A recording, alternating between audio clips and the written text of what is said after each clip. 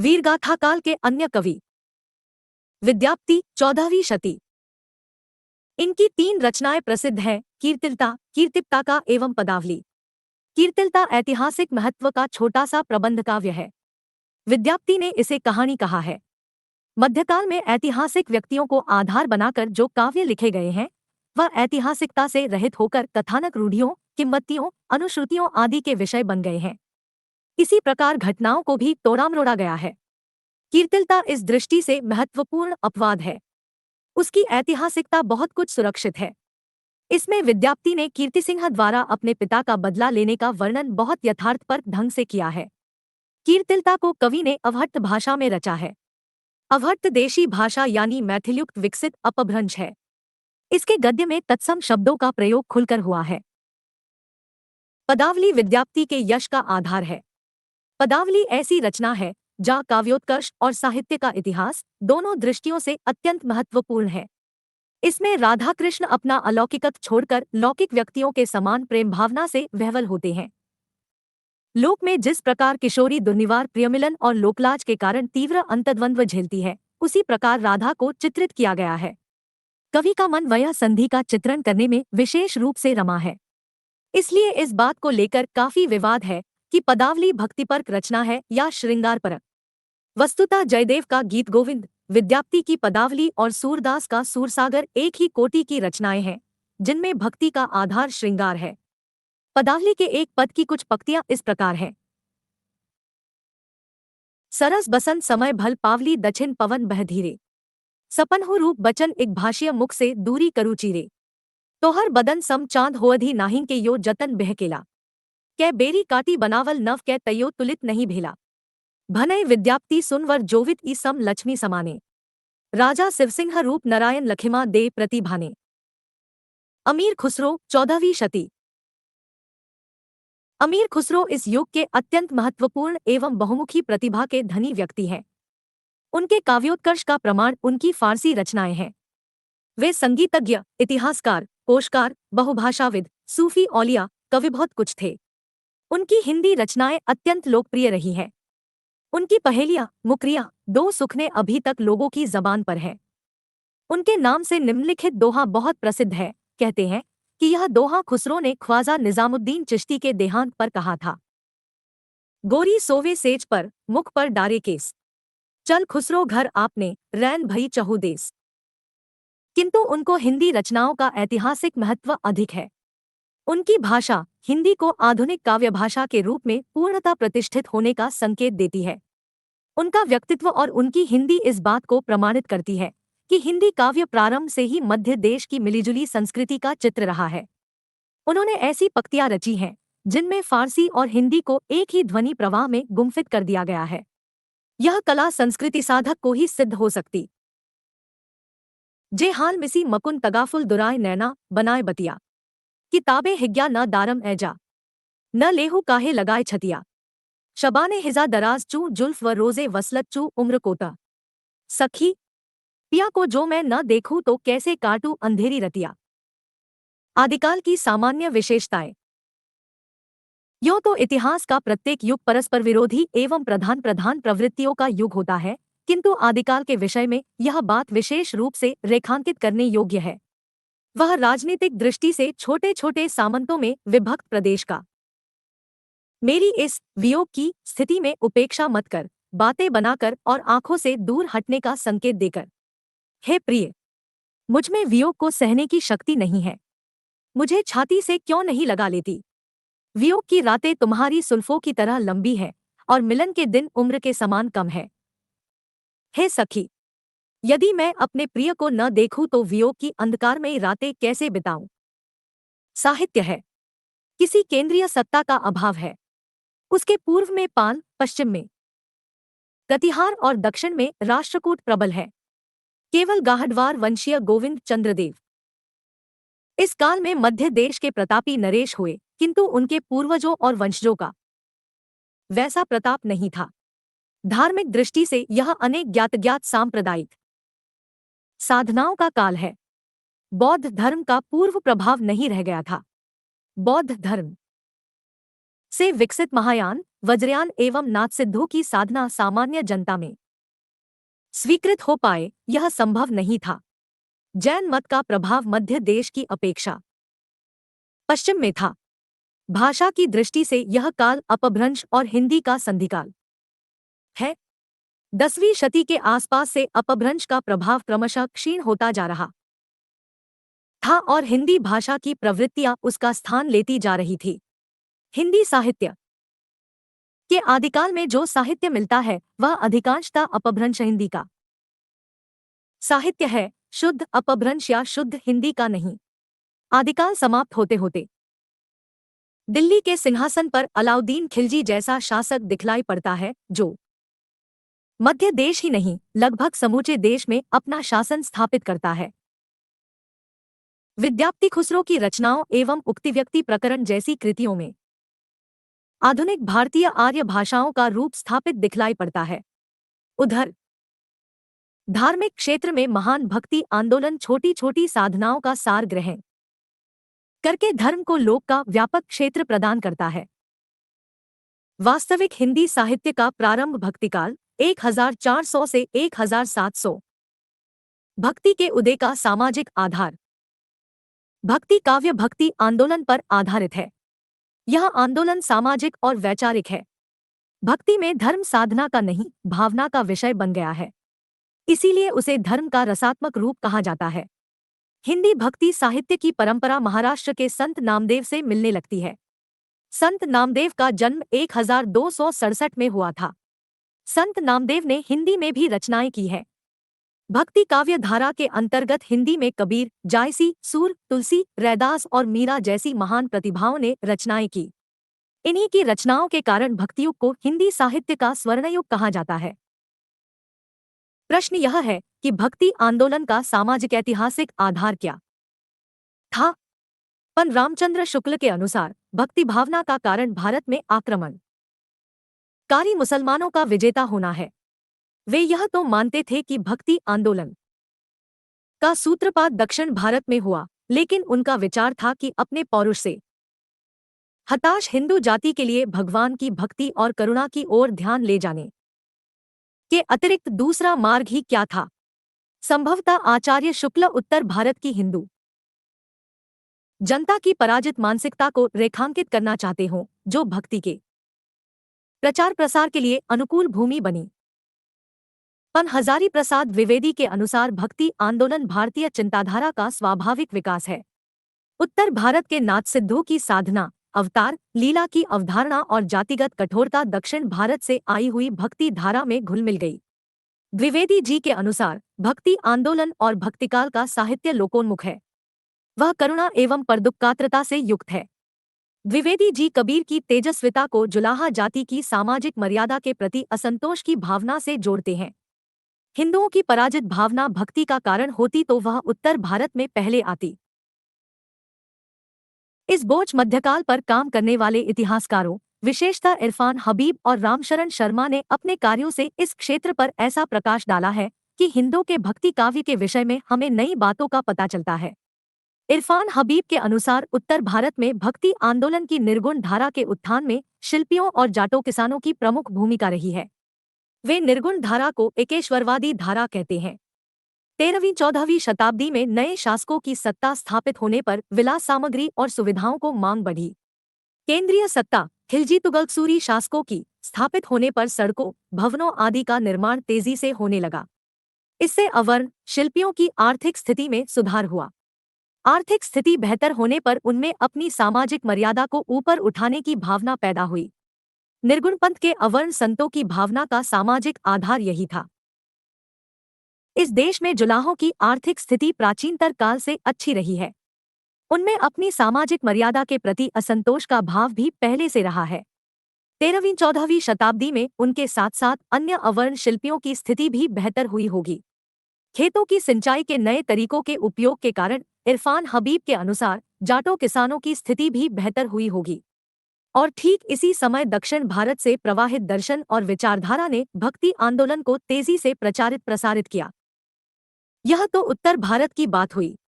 लेकिन यदि भक्ति आंदोलन की लहर दक्षिण भारत से उत्तर में आई तो हमें यह भी पता लगाना होगा कि दक्षिण भारत में वे कौन सी परिस्थितियां थीं जिनके कारण भक्ति भावना ने वहां आंदोलन का रूप ग्रहण किया। दक्षिण भारत में पहली शताब्दी के बाद अनेक शताब्दियों तक सत्ता पराक्रमी शासकों के हाथों में रही। परवर्ती चोल साम्राज्य के शासकों के पहले ही करिकाल चोलवंशी शासक ने कावेरी के जल को निर्योतरत करके सिंचाई की बेहतर व्यवस्था की। श्रीलंका के युद्धबंदियों से कावेरी के मुहाने पर पुहार का बंदरगाह तैयार करवाया। उसके राज्य में व्यापार उद्योग की अभूतपूर्व उन्नति हुई। पल्लव शासक नरसिंह वर्मन ने स्थापत्य को अभूतपूर्व बढ़ावा दिया। उसने कांची का राजसिंहेश्वर मंदिर बनवाया।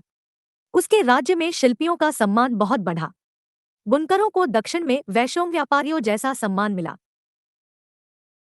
इन सब से प्रकट है कि उत्तर भारत में शिल्पियों और किसानों की आर्थिक बेहतरी के काफी पहले दक्षिण भारत के शिल्पियों और किसानों की आर्थिक स्थिति बेहतर हो गई थी। भक्ति के आद्य आचार्य रामानुज कांचीपुरम के ही थे। उनके एक गुरु कांचीपूर्ण शूद्र थे। अलवार दक्षिण के प्रारंभिक भक्त कवि थे। उनमें से अनेक अवर्ण थे। एक महिला भक्त अंदाल थी जिन्हें दक्षिण की मीरा कहा जाना चाहिए। वे मीरा से कई शताब्दी पूर्व की थी। हम जानते हैं कि हिंदी के भक्ति काव्य में अवों और नारियों का सर्वाधिक महत्वपूर्ण योगदान है। भक्तिकाल के बाद फिर आधुनिक काल में ऊपर की बातें उस सामाजिक आर्थिक स्थिति को प्रकट करती हैं जिसने शिल्पियों अवरों को सामाजिक मर्यादा की दृष्टि से ऊपर उठने की प्रेरणा दी। लेकिन यह बिना किसी पुष्ट विचारधारा के संभव नहीं था। रामानुजाचार्य 11वीं शती का विशिष्टाद्वैत दर्शन भक्ति का दार्शनिक या विचारधारात्मक आधार प्रस्तुत करता है। विशिष्टाद्वैत शांकर अद्वैत की तरह जगत को मिथ्या नहीं मानता। रामानुज का ब्रह्मा विशेषण से युक्त अर्थात विशिष्ट है। उनके अनुसार जगत मिथ्या नहीं वास्तविक है। ब्रह्मा जीव और जगत को धारण करता हुआ उसका नियमन करता है। जगत को वास्तविक मानकर उसको महत्व देने में ही भक्ति की लोकोन्मुखता निहित है। यदि लोक सत्य है तो लोकपीड़ा उपेक्षणीय नहीं। भक्तों ने लोकपीड़ा को इतना महत्व नहीं दिया है, इसलिए वे करुणा के अन्यतम रचनाकार हैं। कहा जाता है कि भक्ति द्रविड़ उपजी लाए रामानंद। रामानंद 1400 से 1470 रामानुज की ही परंपरा के आचार्य थे। भक्ति साधना के रूप में तो पहले से ही थी। रामानुजाचार्य ने उसे लोकोन्मुख बनाकर दार्शनिक वैचारिक आधार दिया और रामानंद के व्यक्तित्व से वह उत्तर भारत में आंदोलन और साहित्य का स्रोत बनी। एक महत्वपूर्ण बात यह कि आधुनिक भारतीय भाषा हिंदी और अन्य भारतीय भाषाएं धार्मिक वाङ्मय की अभिव्यक्ति का माध्यम बनी। नाथसिद्धों की साधना में अंतसाधना पर बहुत बल था। सरहपा सहज साधना के विश्वासी साधक थे। वे माया को भी त्याज्य नहीं मानते थे। उनके यहाँ चित्त को निर्मलता और करुणा को महत्व दिया गया है। नाथ बाह्याचार का विरोध करते थे। उनकी साधना भक्ति भावना में घुल मिल गई। फलतः उत्तर भारत में आकर भक्ति साधना उतनी निरीह नहीं रह गई। वह वर्ण व्यवस्था और कर्मकांड के प्रति आक्रामक बनी। उत्तर भारत में सूफी साधना के रूप में इस्लाम भी भक्तिमार्ग का सहचर बना। भक्ति की धाराएं विभिन्न संप्रदाय। भक्ति को दो धाराएं प्रवाहित हुई, निर्गुण धारा और सगुण धारा। निर्गुण और सगुण धारा में अंतर इस बात का नहीं है कि निर्गुणियों के राम गुणहीन है और सगुण मतवादियों के राम या कृष्ण गुण सहित। निर्गुण का अर्थ संतों के यहाँ गुणरहित नहीं गुणातीत है। निर्गुण और सगुण मतवाद का अंतर अवतार एवं लीला की दो अवधारणाओं को लेकर है। निर्गुण मत के इष्ट भी कृपालु, सहृदय, दयावान, करुणाकर है। वे भी मानवीय भावनाओं से युक्त हैं, किंतु वे न अवतार ग्रहण करते हैं न लीला। वे निराकार है। सगुण मत के इष्ट अवतार लेते हैं, दुष्टों का दमन करते हैं, साधुओं की रक्षा करते हैं और अपनी लीला से भक्तों के चित्त का रंजन करते हैं। आता सगुण मतवाद में विष्णु के 24 अवतारों में से अनेक की उपासना होती है, यद्यपि सर्वाधिक लोकप्रिय और लोकपूजित अवतार राम एवं कृष्ण ही है। निर्गुण एवं सगुण दोनों प्रकार की भक्ति का मुख्य लक्षण है भगवद्विषयक रति एवं अनन्यता। नाथसिद्धों के आसन, प्राणायाम, सहज समाधि, शरीर, प्राण, मन, वाणी की अचंचलता का योग सब इसी महाराग में विलीन हो गए हैं। भक्ति के अनेक संप्रदाय हैं। उनमें से 4 प्रमुख संप्रदायों और उनके आचार्यों का परिचय संक्षेप में दिया जा रहा है। ये हैं श्री, ब्राह्म, रुद्र, सनकादि या निम्बार्क। 1. श्री संप्रदाय के आचार्य रामानुजाचार्य है। कहा जाता है कि लक्ष्मी ने इन्हें जिस मत का उपदेश दिया उसी के आधार पर इन्होंने अपने मत का प्रवर्तन किया, इसलिए इनके संप्रदाय को श्री संप्रदाय कहते हैं। इन्हीं की परंपरा में रामानंद हुए। रामानंद प्रयाग में उत्पन्न हुए थे। इनके गुरु का नाम राघवानंद था। रामानंद संस्कृत के पंडित उच्च कुलोत्पन्न ब्राह्मण थे, किंतु वे आकाशधर्मा गुरु थे। उन्होंने अवर्ण स्वर्ण स्त्री पुरुष राजारंग सभी को शिष्य बनाया। उनका विचार था कि ऋषियों के नाम पर गोत्र और परिवार बन सकते हैं, तो ऋषियों के भी पूजित परमेश्वर के नाम पर सबका परिचय क्यों नहीं दिया जा सकता। इस प्रकार सभी भाई भाई हैं, सभी एक जाति के हैं। श्रेष्ठता भक्ति से होती है, जाति से नहीं। इनके जो 12 शिष्य प्रसिद्ध हुए वे हैं रैदास, कबीर, धन्ना, सेना, पीपा, भावानंद, नरहरियानंद, सुखानंद, अनंतानंद, सुरसुरानंद, पद्मावती और सुरसुरी। रामानंद के रचनात्मक व्यक्तित्व का अत्यंत महत्वपूर्ण पक्ष यह है कि उन्होंने हिंदी को अपने मत के प्रचार का माध्यम बनाया। 2. ब्राह्म संप्रदाय के प्रवर्तक मध्वाचार्य थे। उनका जन्म गुजरात में हुआ था। चैतन्य महाप्रभु पहले इसी संप्रदाय में दीक्षित हुए थे। इस संप्रदाय का सीधा संबंध हिंदी साहित्य से नहीं है। 3. रुद्र संप्रदाय इसके प्रवर्तक विष्णुस्वामी थे।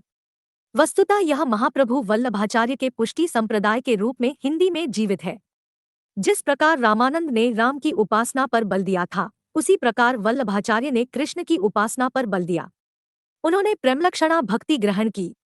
भगवान के अनुग्रह के भरोसे नित्यलीला में प्रवेश करना जीव का लक्ष्य माना। सूरदास एवं अष्टछाप के कवियों पर इसी संप्रदाय का प्रभाव है। वल्लभाचार्य ने देश का काफी भ्रमण किया था। वे महान विद्वान एवं दार्शनिक थे। उनका व्यक्तित्व अत्यंत लोकप्रिय एवं मानवीय रहा होगा। उनके जीवन की जो बातें इधर उधर बिखरी मिलती है, उनसे लगता है कि मानवमन में उनकी गहरी पैठ रही होगी। 4. सनकादि संप्रदाय यह निम्बार्काचार्य द्वारा प्रवर्तित है। हिंदी भक्ति साहित्य को प्रभावित करने वाले राधावल्लभी संप्रदाय का संबंध इसी से जोड़ा जाता है। राधावल्लभी संप्रदाय के प्रवर्तक गोसाई हितहरिवंश का जन्म 1502 में मथुरा के पास बांदगांव में हुआ। कहा जाता है कि हितहरिवंश पहले माध्वानुयायी थे। इसमें राधा की प्रधानता है। सूफी साधना। भक्ति आंदोलन इतना व्यापक एवं मानवीय था कि इसमें हिंदुओं के साथ मुसलमान भी आए। सूफी यद्यपि इस्लाम मतानुयायी है, किंतु अपने दर्शन एवं साधना पद्धति के कारण भक्ति आंदोलन में गणनीय है। इस्लाम एकेश्वरवादी है, किंतु सूफी संतों ने अन्येक अर्थात मैं ब्रह्मा हूं को घोषणा की।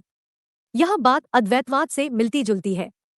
सूफी साधना के अनुसार मनुष्य के 4 विभाग हैं। 1. नफ्स इंद्रिय, 2. अक्ल बुद्धि या माया, 3. कल्ब हृदय, 4. नक्शबंदी। हिंदी का सूफी काव्य अवधी भाषा में रचित मिलता है। सूफी मुसलमान थे, लेकिन उन्होंने हिंदू घरों में प्रचलित कथा कहानियों को अपने काव्य का आधार बनाया। उनकी भाषा और वर्णन में भारतीय संस्कृति रचित सी है। प्रेम को पीर की व्यंजना इनकी विशेषता है। नक्शबंदी। हिंदी का सूफी काव्य अवधी भाषा में रचित मिलता है। सूफी मुसलमान थे, लेकिन उन्होंने हिंदू घरों में प्रचलित कथा कहानियों को अपने काव्य का आधार बनाया। उनकी भाषा और वर्णन में भारतीय संस्कृति रचित सी है। प्रेम को पीर की व्यंजना इनकी विशेषता है। अन्य मत। आधुनिक हिंदी क्षेत्र के बाहर पढ़ने वाले 2 संत कवियों महाराष्ट्र के नामदेव 13वीं शती और पंजाब के गुरु नानक 15वीं शती ने हिंदी में रचनाएं की हैं। अनुमानत नामदेव पहले सगुणोपासक थे, बाद में ज्ञानदेव के प्रभाव के कारण नाथ पंथ में आए। इसी कारण नामदेव की रचनाएं सगुणोपासना और निर्गुणोपासना दोनों से संबंधित है। गुरु नानक का संबंध किसी संप्रदाय से जोड़ना कठिन है। यंग दृष्टिकोण में कबीर से काफी मिलते जुलते हैं, यद्यपि उनका स्वर कौर जैसा प्रशखर नहीं बल्कि शामक है। ये सिख संप्रदाय के प्रथम गुरु हैं। इनके अतिरिक्त भी भक्ति के अनेक छोटे छोटे संप्रदाय हैं, किंतु भक्ति का लक्षण भगवद्विषयकृति, अनन्यता, पूर्ण समर्पण सब में मिलता है। सदाचार, परदुःखात्रता, प्राणिमात्र पर करुणा, संभाव, अनावश्यक लौकिक संपत्ति के प्रति उपेक्षा, अहिंसा आदि का भाव सभी प्रकार के भक्तों में पाया जाता है। इनमें निर्भीकता भी है। भक्ति का प्रभाव मध्यकाल की सभी सांस्कृतिक गतिविधियों में देखा जा सकता है। इस काल के संगीतकार प्रायः भक्त भी हैं, जैसे स्वामी हरिदास। मूर्ति, चित्र, नृत्य सभी का विषय प्रधानतः भक्ति या भक्त है। विभिन्न कलाओं में राधा कृष्ण की लीला अत्यंत लोकप्रिय है। कहा जा सकता है कि जिस प्रकार हिंदी साहित्य का भक्तिकाल है, वैसे ही अन्य कलाओं के इतिहास का भी भक्तिकाल होगा। भक्ति साहित्य के रूपात्मक स्रोतः भाषा, काव्यरूप और छंद। भक्ति आंदोलन अखिल भारतीय था। इसका परिणाम यह हुआ कि लगभग पूरे देश में मध्य देश की काव्य भाषा हिंदी ब्रजभाषा का प्रचार प्रसार हुआ। नामदेव यदि अपनी भाषा अर्थात मराठी में और नानक देव पंजाबी में रचना करते थे, तो वे ब्रजभाषा में भी रचनाएं करते थे। 14वीं शती में दिल्ली में केंद्रीय सत्ता स्थापित होने के बाद जब सड़कें आदि बड़े पैमाने पर बनी, व्यापार की बढ़ोतरी हुई, तो देश के विभिन्न क्षेत्रों के लोगों का मिलना जुलना भी ज्यादा बढ़ा। इनमें सैनिक, व्यापारी तथा साधु संत अधिक होते थे। डॉक्टर रामविलास शर्मा के अनुसार 15वीं शती, 16वीं शती और 17वीं शती में यहाँ व्यापार की बड़ी बड़ी मंडियां कायम होती है।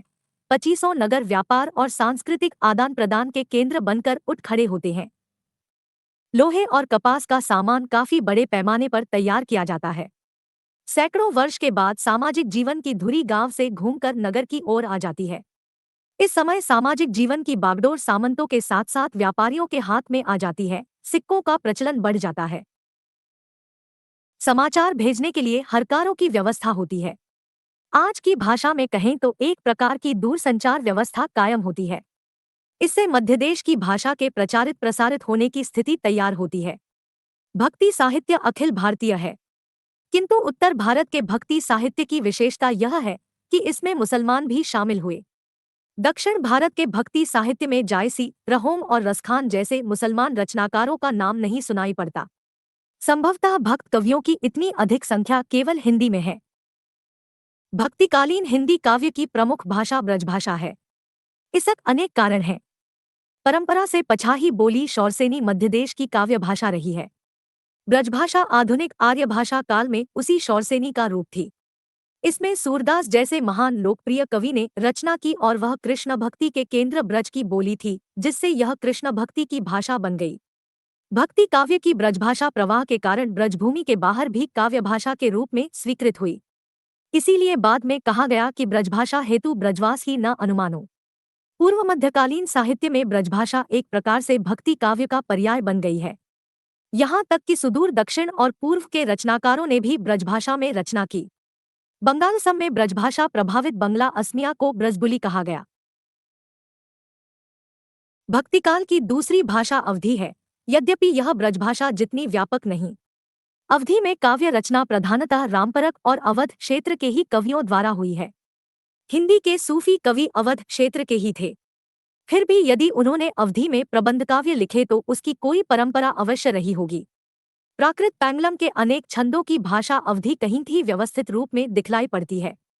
राहुल जी ने पौमचरियों की भाषा में कुंजी के शब्दों को अवधी कहा है। संभवतः अवध क्षेत्र व्यापारिक या सैनिक दृष्टि से 14वीं और 15वीं शती में महत्वपूर्ण रहा हो। धार्मिक दृष्टि से राम की जन्मभूमि अयोध्या के कारण तो वह क्षेत्र महत्वपूर्ण था ही। खड़ी बोली में उस समय रचना अवश्य होती रही होगी, जैसा कि अमीर खुसरो की कविताओं से प्रकट है, किंतु उसकी कोई परंपरा नहीं मिलती। भक्तिकाल में किसी महान कवि ने शुद्ध खड़ी बोली में कोई रचना नहीं की। उसका मिश्रित रूप सधुक्कड़ी अवश्य मिलता है, जो वस्तुतः पंजाबी, राजस्थानी, खड़ी बोली, ब्रज और कहीं कहीं अवधी का भी पंचमेल है। भक्ति साहित्य अनेक विधाओं और छंदों में लिखा गया है, किंतु गेपद और दोहा चौपाई में निबद्ध कड़वकबद्धता उसके प्रधान रचना रूप है। गेपदों की परंपरा हिंदी में सिद्धों से प्रारंभ होती है। नामदेव, नानक, कबीर, सूर, तुलसी, मीराबाई आदि ने गेपदों में रचना की है। गेपदों में काव्य और संगीत एक दूसरे से घुलमिल से गए हैं।